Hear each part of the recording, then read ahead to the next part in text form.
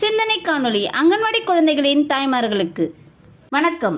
இன்றைய கூட்டத்திற்கு உங்கள் அனைவரையும் வரவேற்கின்றோம். கடந்த வார காணொளியில் உள்ள யோகாசனம் மற்றும் உங்கள் குழுவில் வயதுக்கேற்ப கொடுக்கப்பட்டுள்ள பணித்தாள்களை பற்றி விவாதித்து குழந்தைகளுடன் இந்த செயல்பாட்டை நீங்கள் செய்திருப்பீர்கள் என்று நம்புகின்றேன். உங்கள் எண்ணங்களையும் அனுபவங்களையும் எங்களுடன் பகிர்ந்து கொள்ளுங்கள். இப்போது இன்றைய வேலையை தொடங்குவோம். அதுவரை காணொளியை இங்கேயே இடைநிறுத்துவோம்.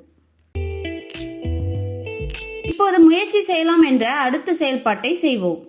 அனைத்து தாய்மார்களையும் 2 குழுக்களாக பிரிக்க வேண்டும். பிறகு 2 தாய்மார்களை முன்னே அழைத்து 6 முதல் 7 வரையில் உள்ள எண்களை கொண்ட அட்டையை தரையில் நேர்கோட்டில் வைக்கவும்.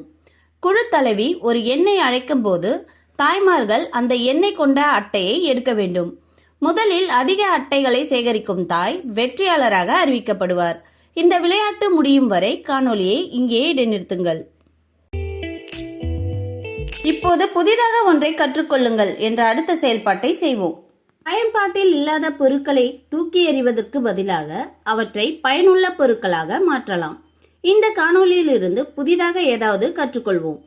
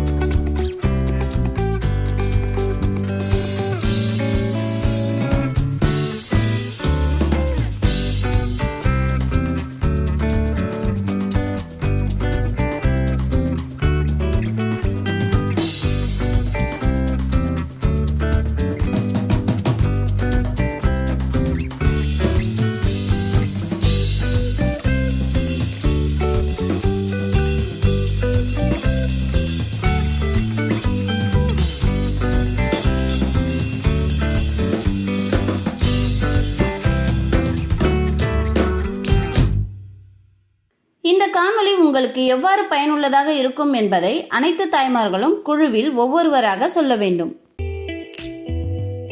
இப்போது வீட்டிற்கு சென்று குழந்தைகளுடன் சேர்ந்து செய்யுங்கள் என்ற அடுத்த செயல்பாட்டை செய்வோம். வீட்டில் வேடிக்கையான விளையாட்டு எண் 1.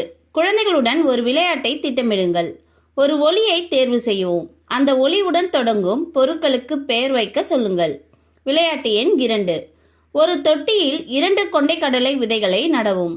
அவற்றுக்கு தொடர்ந்து தண்ணீர் ஊற்றி நாற்றுகள் எவ்வாறு வெளிப்படுகின்றன என்பதை கவனிங்கள். தாவரங்களில் வெவ்வேறு பாகங்கள் மற்றும் அவற்றின் வளர்ச்சியை பற்றி குழந்தைகளுடன் கலந்துரையாடுங்கள்.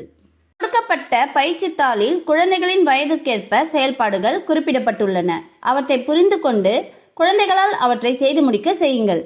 கொடுக்கப்பட்ட செயல்பாட்டையும் இந்த பயிற்சித் தாளையும் செய்வதில் குழந்தைகள் மகிழ்ச்சி அடைந்தார்களா? உங்கள் அனுபவங்களை எங்களுடன் பகிர்ந்து கொள்ளுங்கள். இன்றைய செயல்பாடுகள் இத்துடன் முடிவடைகின்றன.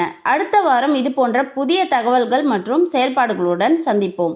அதுவரை உங்களையும் உங்கள் குழந்தையும் கவனித்துக் கொள்ளுங்கள். நன்றி.